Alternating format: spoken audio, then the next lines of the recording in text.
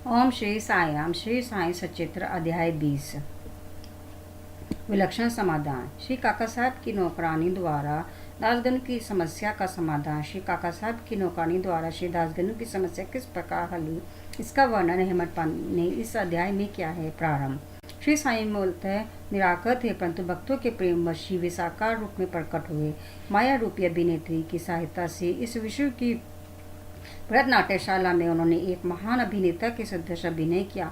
और श्री साईं बाबा का ध्यान व सम्मान करें और फिर शिरडी चलकर ध्यान पूर्वक मध्याह्न की आरती के पश्चात का कार्यक्रम देखें। जब आरती समाप्त हो गई तब श्री साईं बाबा ने मस्जिद से बाहर आकर एक किनारे खड़े होकर बड़ी करुणा तथा प्रेम पूर्वक भक्तों को उधी वितरण की। भक्तगण भी उनके समक्ष खड़े होकर उनकी ओर निहार कर चरण छूते और उदी वृष्टि का आनंद लेते थे। बाबा दोनों हाथों से भक्तों को उदी देते और अपने हाथ से उनके मस्तक पर उदी का टीका लगाते थे।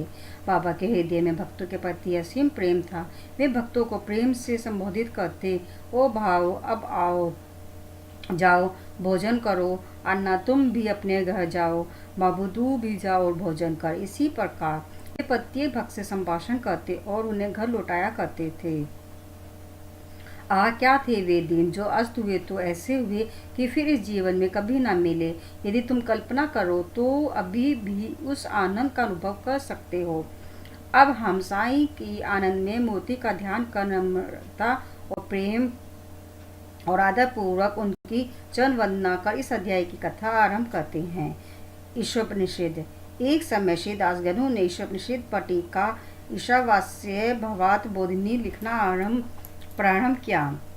वर्णन करने से पूर्व इस उपनिषद का संक्षिप्त परिचय भी देना आवश्यक है।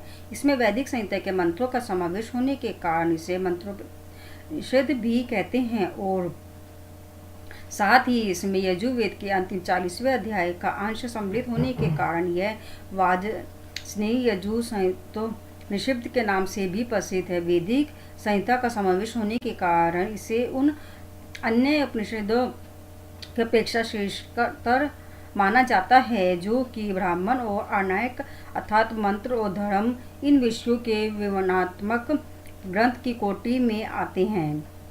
इतना ही नहीं, अन्य उपनिषद तो केवल ईशोपनिषद में वर्णित भू तत्वों पर आधारित टीकाएं हैं। पंडित सातवलेकर द्वारा रचित वृहदारण्यक उपनिषद एवं ईशोपनिषद की टीका प्रचलित टीकाओं में से सबसे श्रेष्ठ मानी जाती है। प्रोफेसर आर डी रानाडे का कथन है कि ईशोपनिषद एक लघु उपनिषद होते हुए भी उसमें अनेक विषयों का समावेश है जो एक असाधारण अंतर्दृष्टि प्रदान करता है। इसमें केवल 18 श्लोकों में ही आत्मवर्णन, एक आदर्श संत की जीवनी जो आकर्षण और कष्टों के संग में भी अचल रहता है, कर्म योग के सिद्धांतों का प्रतिबिंब जिसका बाद में सूत्रीकरण किया गया तथा ज्ञान और कर्तव्य के पोषक तत्वों का वर्णन है जिसके अंत में आदर्श, चमत्कारिक और आत्म संबंधी गुण तत्वों का संग्रह है। इस उपनिषद के संबंध में संक्षिप्त परिचय से स्पष्ट है कि उसका प्राकृतिक भाषा में वास्तविक अर्थ सहित अनुवाद करना कितना दुष्कर कार्य है।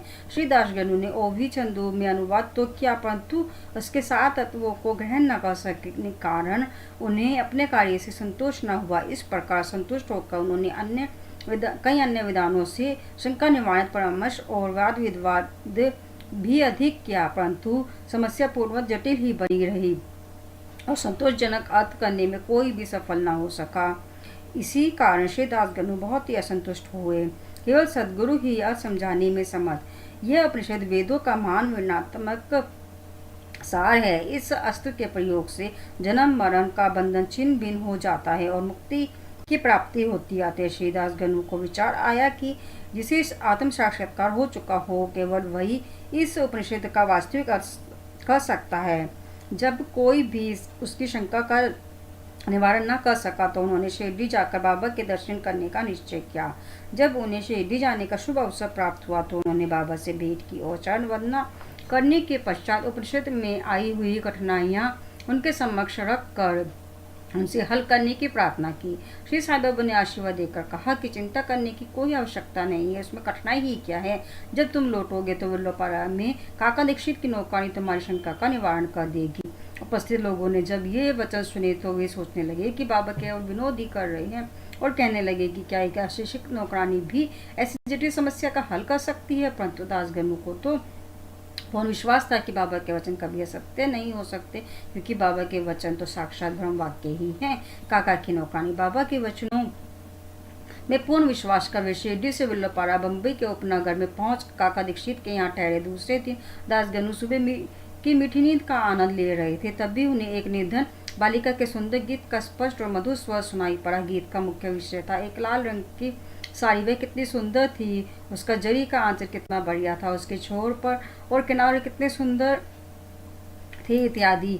उन्हें वह गीत अति रुचिकर प्रतीत हुआ।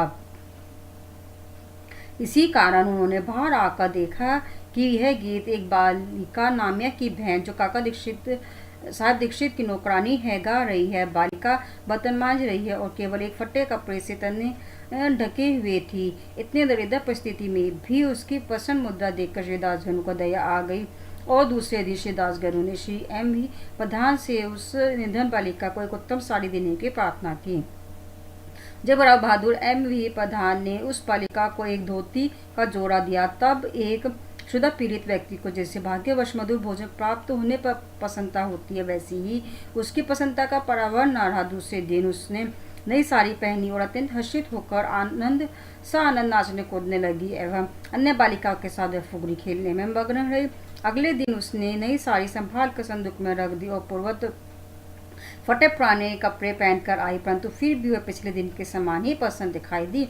यह देखकर श्री दासगणु की दया आश्चर्य में परिणत हो गई। उनकी ऐसी धारणा थी कि निधन होने के कारण ही उसे फटे चित्रे कपड़े पहनने पड़ते हैं, परंतु अब तो उसके पास नई साड़ी थी जिसे उसने संभाल कर रख दिया और फटे कपड़े पहनकर भी उसी गर्व और आनंद का अनुभव करती रही। उसके मुख पर दुख या निराशा का कोई निशान भी नहीं था। इस प्रकार उन्हें अनुभव हुआ कि दुख और सुख का अनुभव केवल मानसिक स्थिति पर निर्भर है। इस घटना पर गूढ़ विचार करने के पश्चात वे इस निष्कर्ष पर पहुंचे कि भगवान ने जो कुछ दिया है उसी में समाधान वृत्ति रखनी चाहिए और यह निश्चय पूर्वक समझना चाहिए कि वह सब चराचर में व्याप्त है और जो कुछ भी स्थिति उसकी दया से अपने को प्राप्त है वह अपने लिए अवश्य ही लाभप्रद होगी। इस विशिष्ट घटना में बालिका की निधन अवस्था, उसके फटे पुराने कपड़े और नई साड़ी देने वाला तथा उसकी स्वीकृति देने वाला, यह सब ईश्वर द्वारा ही प्रेरित कार्य था। श्री दासगणु को उपनिषद के पाठ की प्रत्येक शिक्षा मिल गया था। जो कुछ अपने पास है उसी में समाधानवृत्ति माननी चाहिए। सार यह है कि जो कुछ होता है सब उसी की इच्छा से नियंत्रित होता है, अतः उसी में संतुष्ट रहने में हमारा कल्याण है।